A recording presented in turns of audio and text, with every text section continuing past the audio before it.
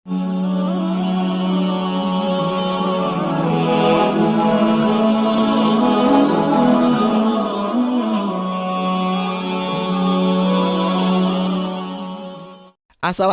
warahmatullahi wabarakatuh. Buat teman-teman setia, bagaimana kabar kalian semua? Semoga kabar kalian semua dalam keadaan baik-baik semua ya. Dan yang lagi kurang baik, semoga Allah mempermudah keadaannya ya. Dan yang lagi kurang sehat, semoga cepat sembuh. Amin. Sebelum kita masuk dalam pembahasan video ini, alangkah baiknya mari kita dukung channel ini dengan cara subscribe, like, share, dan jangan lupa aktifkan tombol loncengnya biar gak ketinggalan video-video terupdate, menarik, dan informatif dari channel ini. Sahabat semuanya, mari kita langsung masuk ke pembahasan videonya. Ini pengakuan Aidit yang mengejutkan setelah dia ditangkap di Kampung Sambeng, Kota Solo pada tanggal 22 November tahun 1965 malam. Dikutip dari buku, Siapa Menabur Angin Akan Menuai Badai, G30 SPKI dan Peran Bung Karno, yang ditulis Sugiarso Suroyo setelah diringkus. Ketua Partai Komunis Indonesia, PKI, itu lantas dibawa ke Loji Gandrung yang jadi markas pasukan Brigif 4 Dewa Ratna pimpinan Kolonel Yasir Hadibroto.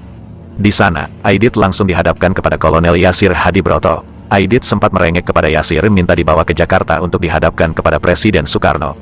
Tapi, permintaan Aidit itu tak digubris Kolonel Yasir. Di Loji Gandrung pula, Aidit diinterogasi seputar keterlibatannya dalam gerakan 30 September atau yang kemudian dikenal dengan sebutan peristiwa G30 SPKI.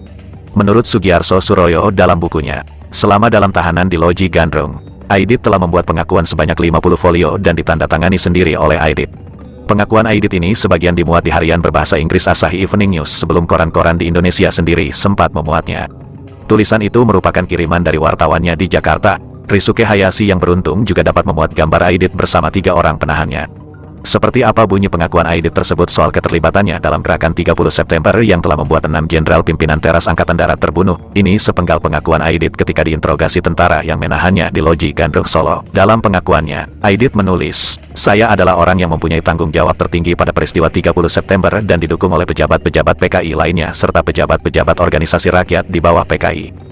Ketidakpuasan dengan sistem yang ada adalah pangkal pokok daripada gagasan untuk KUP ini. Saya telah merencanakan sebuah plan yang akan dilaksanakan tanggal 1 Mei tahun 1965. Tetapi Lukman, Nyoto, Sakirman, dan Nyono menentang rencana itu. Mereka mengatakan bahwa hal itu adalah berbahaya karena persiapan-persiapan belum selesai dan bahwa plan itu tentu akan gagal. Diskusi dengan Letkol Untung dan lain-lain dilakukan banyak kali sesudah Juni tahun 1965. Sejak Juli tahun 1965 pasukan-pasukan dari pemuda rakyat dan Gerwani dikumpulkan di Pangkalan Udara Halim Perdana Kusuma dan dilatih dalam pemakaian senjata berat dan ringan. Persiapan-persiapan digiatkan. Ketika kembali dari Aljazair pada awal Agustus, saya singgah di Peking dan membicarakan tentang kesehatan Presiden Soekarno dengan pemimpin-pemimpin RRC yang bakal diperuntukkan skenario. Segera setelah saya kembali di Jakarta pada pertengahan bulan itu, maka suatu pertemuan rahasia diadakan.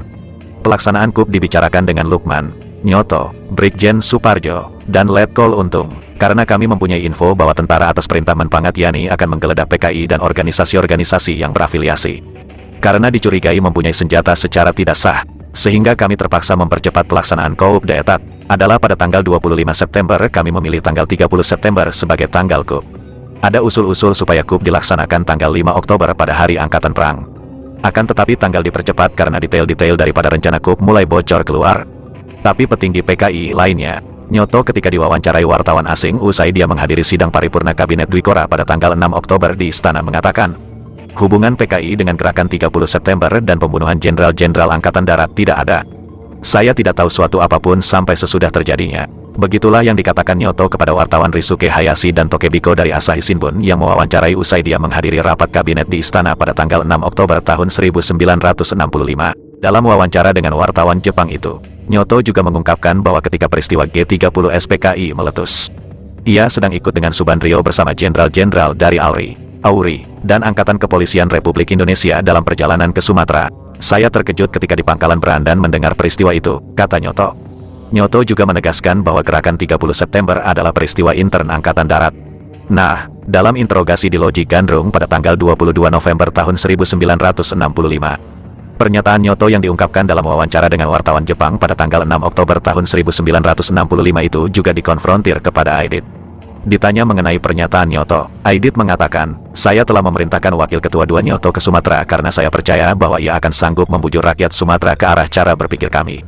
Maka, kata Sugiarso Suroyo, dengan adanya pengakuan Aidit sendiri maka segala kebohongan Nyoto tersingkap lebar. Setelah diinterogasi, awalnya oleh Yasir, Aidit ini akan dibawa ke markas Kodam Diponegoro. Tapi rencana itu dibatalkan mendadak oleh Kolonel Yasir. Setelah muncul seorang mayor polisi militer yang meminta agar Aidit diserahkan padanya untuk dibawa ke Kodam Diponegoro.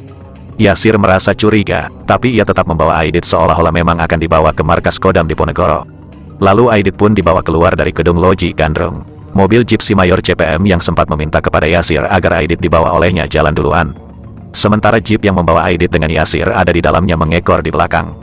Tapi di tengah jalan Aidit dibawa Yasir dan pasukannya ke Boyolali setelah mengelabui si Mayor yang mengendarai jeep di depan. Oleh Yasir, jeep yang membawa Aidit dibelokkan ke arah Boyolali tanpa sepengetahuan jeep yang membawa si Mayor tersebut. Sampai akhirnya jeep tiba di markas Batalion 444 yang ada di Boyolali. Kolonel Yasir lantas membawa Aidit ke markas Batalion 444.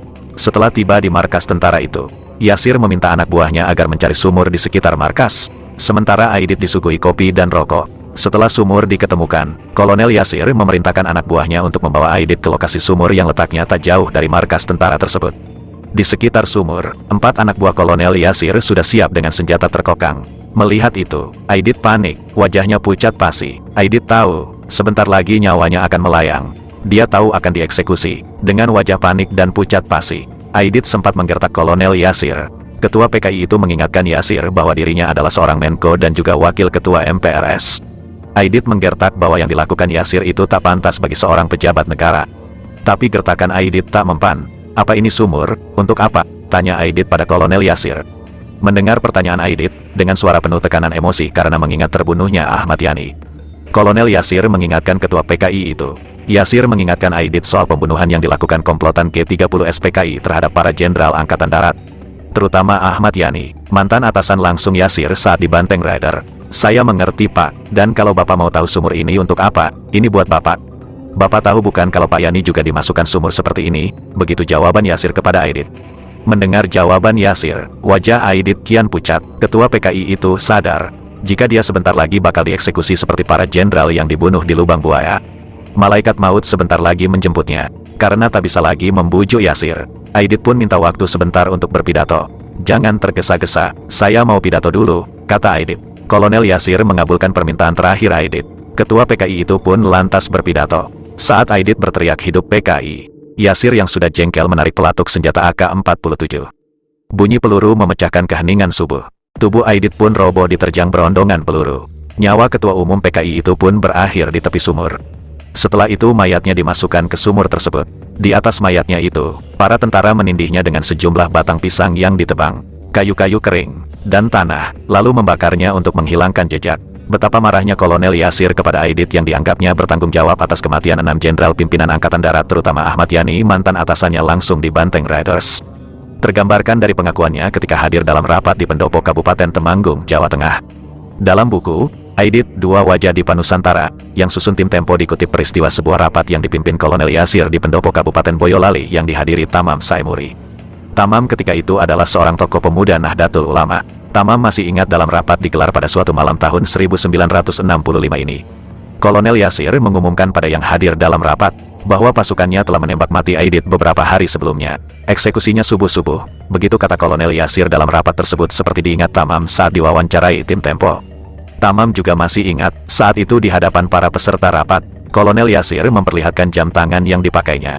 Kata Yasir, jam tangan yang dipakainya adalah jam tangan punya Aidit. "Ini arloji Aidit," kata Kolonel Yasir saat itu. Kata Tamam yang hadir dalam rapat tersebut sempat mendesak Yasir untuk menceritakan kronologi eksekusi mati Aidit.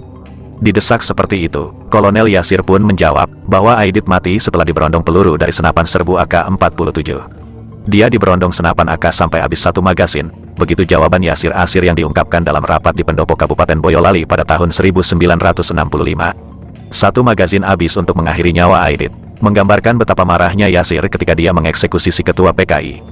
Dia nyaris dibantai orang komunis dalam pemberontakan PKI di Madiun pada tahun 1948.